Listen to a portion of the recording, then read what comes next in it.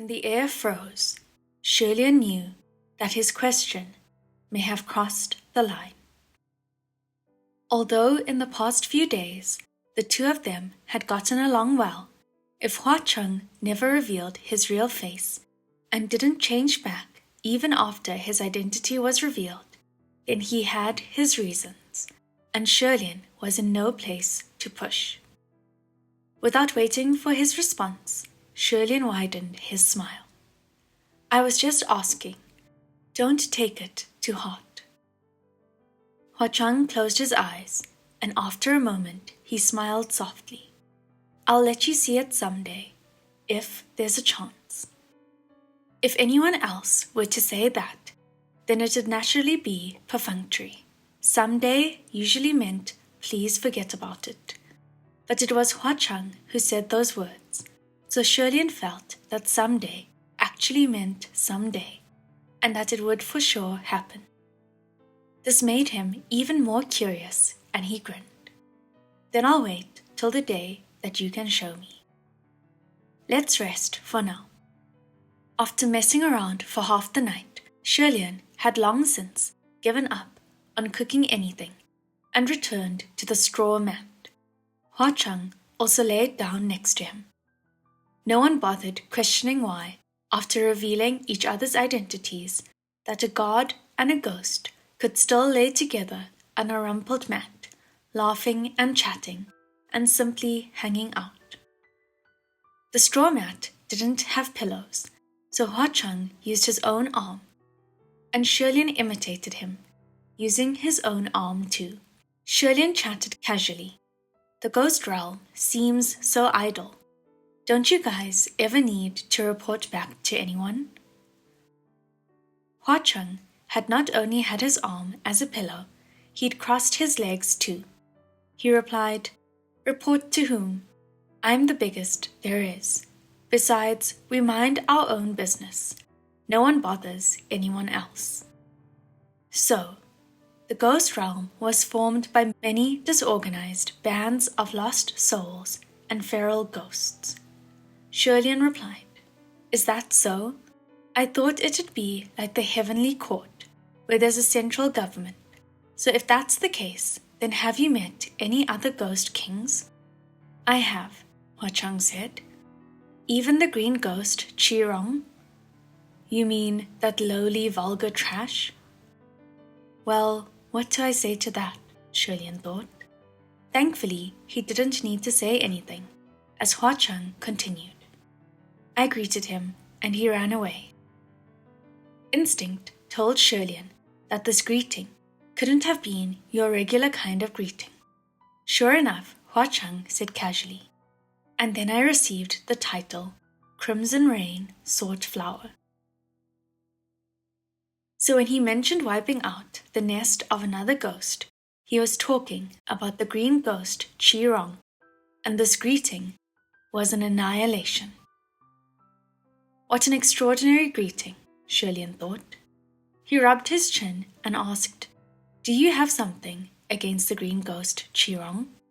Yeah, Hua Cheng replied. What's that? Shirlian asked.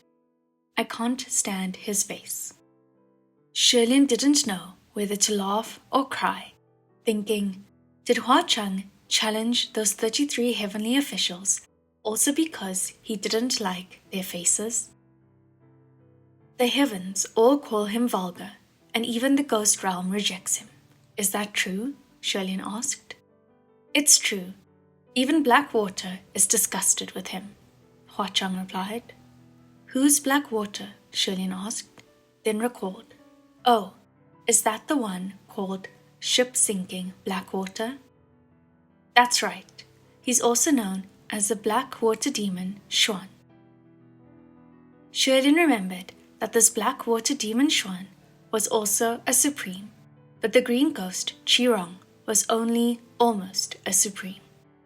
He asked, interested, Are you close with this demon Xuan? No, Hua Cheng replied lazily. There aren't many in the ghost realm that I'm close with. Now Shirlian was even more curious. Is that so? I thought that you'd have many subordinates. Maybe our definition of close is different? Hua Chang raised his brows. Yeah, in the ghost realm, those lower than supreme have no right to speak to me. It was an exceedingly arrogant statement, but Hua Chang made it sound so indisputable and self-evident. Shirlin smiled softly. Even though you're not close, you still know about them. You have it pretty good in the ghost realm. There's only so many big names, not like in the heavens. There's already so many officials to remember in the upper court, and more waiting to ascend in the middle court. It's like an ocean of names. What good is it to remember their names? Don't bother, it's a waste of your brain, Hua Chang said. Shirlin laughed. It's kind of offensive if you can't remember their names. The heavenly officials loved their faces. Hua Chang clicked his tongue. If they would be offended by such a small thing, then they are nothing but narrow-minded trash. After chatting for a while, Shirlin didn't want to dig too deeply into the subject, lest they touch on something sensitive. So he changed the topic away from the difference between the two realms. He glanced at the closed wooden door and wondered, Banyue, that child, I wonder when she'll come back in. The bold words, I want to save the common people, returned and reverberated in his head, pouring a million chaotic images in his mind, and Shirlin had to forcibly push them down. Just then, Hua Chang spoke up. Those were good words. Which ones? Shirlin asked. I want to save the common people, Hua Chang replied leisurely. Shirlin was thunderstruck. He flipped around and curled into a shrimp, waiting for another pair of arms so that he could cover both his face and his ears. He groaned, San Lung. Hua Chang seemed to have nudged closer and said in a serious tone right behind him, What's wrong with these words? Hua Chang wouldn't back down, and Shirlin couldn't win against him. So he flipped back over and said helplessly, It's silly. What's there to be afraid of? Hua Chang said. To dare speak of the world, whether to save or destroy, is admirable. The former is harder than the latter, so it's even more respectable. Shirlin puffed a laugh and shook his head. To dare to speak, you have to be able to follow through. And you have to actually achieve it. He laid an arm over his eyes. Oh, all right. I suppose that's nothing. What Banyue said was already pretty good. I've said sillier things when I was even younger. Hua Chang laughed. Oh, like what? Let's hear it. Shirlin was pensive for a moment and smiled softly as he chased his memories. Many, many years ago, there was someone who told me that they couldn't live on anymore. They asked me for what reason they were alive and what was the meaning of their life. He glanced at Hua Chang. Do you know how I answered? It might have been just Shirlin's imagination, but there seemed to be light in Hua Chang's eyes. He asked gently, How did you answer? Shirlin said, I told them, if you don't know how to live on anymore, then live for me. If you don't know the meaning to your life, then make me that meaning and use me as the reason to live. As Shirlin spoke, he couldn't help but let out a small laugh and shook his head. Even now, I don't understand what I was thinking back then. How did I ever have the courage to tell someone to make me the meaning of their life? Hua Chang was silent and Shirlin continued.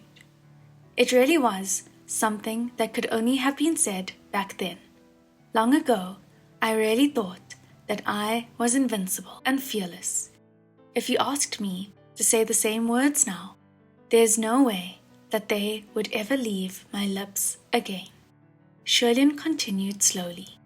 I don't know what happened to that person after, but to become someone's reason to live was already a heavy responsibility.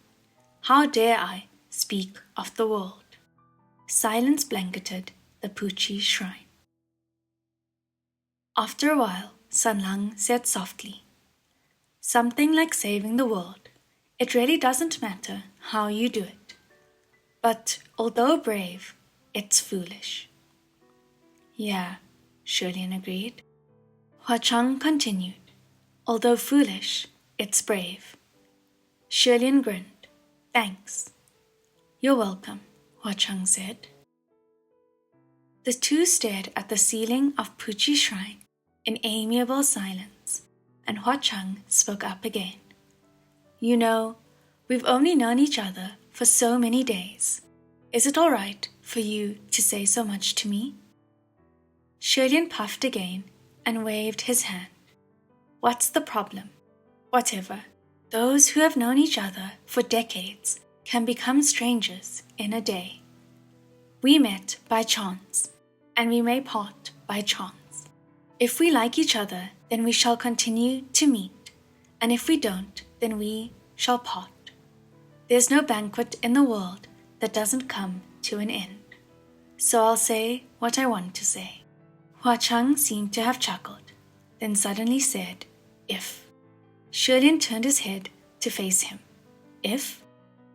Huacheng didn't turn around, but continued to look at the dilapidated ceiling of the shrine. Shirley observed the left side of the handsome young man's face. Huacheng said softly, if I was ugly. Huh? Shirley gaped. Huacheng finally turned his head slightly. If my real face is ugly, would you still want to see it? Shirley was taken aback. Is it? Although there's no real reason, but I think your real face mustn't be that bad. Who knows, Huacheng said, half-jokingly. What if I'm discolored, disfigured, ugly, monstrous, and horrible? What will you do? At first, Shirley thought that this line of inquiry was rather fascinating. So the number one ghost king of the ages, feared by the heavens, would care about his looks? But when he thought about it deeply, he didn't think that it was funny anymore. If he remembered correctly, in the many rumored backstories of Huacheng, one said that he was a disfigured child from birth, or something along those lines. If that was the case, then he must have grown up discriminated against by others. Maybe it was because of this reason that he was particularly sensitive about his looks. Thus, Shirley chewed on his words. Well, he used his warmest, most sincere tone. To be honest, the reason I want to see your real face is only because, you see, we're already like this. Huacheng piped up. We're like what? Well, now, we're sort of friends, right? So if we're friends, then we should be honest with each other. So me wanting to see your real face has nothing to do with how you look. You ask what I will do. Of course, I won't do anything. Don't worry. As long as it's your real face, I'm sure I'll... Why are you laughing? I'm being serious. When Shirley reached the last part, he could feel the boy next to him shaking. At first, for a moment, he had a thought. Are my words so moving that he's touched like this? And was too embarrassed to turn around to see. But after a while, the soft laughter next to him very obviously leaked out. Shirley felt rather bummed and placed a hand on his shoulder to give it a little push. Sanlang, why are you laughing so much? Did I say something wrong? Huacheng immediately stopped shaking and turned around. No, you're very right. Shirley felt more bummed at those words. "You're so insincere." "I promise you won't find another person more sincere than me in this world," Hua Chang replied. Shirley didn't want to talk anymore and flipped over, his back facing Hua Chang. "Forget it. It's time to sleep. Don't talk." Hua Chang laughed softly again, then said, "Next time." Even though he was determined to sleep, hearing Hua Chang speak, Shirley couldn't help but reply, "What next time?" Hua Chang whispered, "The next time we meet, I'll use my real appearance to meet you." There was so much to ponder about those words, and Shirley should have kept questioning him. But after a long night, an unstoppable drowsiness overtook him. He couldn't hang on and fell deeply asleep. The next morning, when Shirley woke, the spot next to him was already empty. He stumbled to get up and dazedly walked around the shrine. When he opened the door, there were no silhouettes to be seen outside. It appeared it was real. The boy had indeed left. However, the fallen leaves had been swept into a pile, and next to that pile was a small clay pot. Shirley took the pot inside and placed it on the altar. Right then, he suddenly discovered that there seemed to be something extra on his usually bare chest. Shirley raised his hand to touch it, and found that just below the cursed collar there was an exceedingly thin chain hanging loose and light. Shirley immediately removed it from his neck. It was a silver chain, and since it was thin and light, he didn't feel that there was anything on his body before. Hanging from the chain was a crystal clear ring.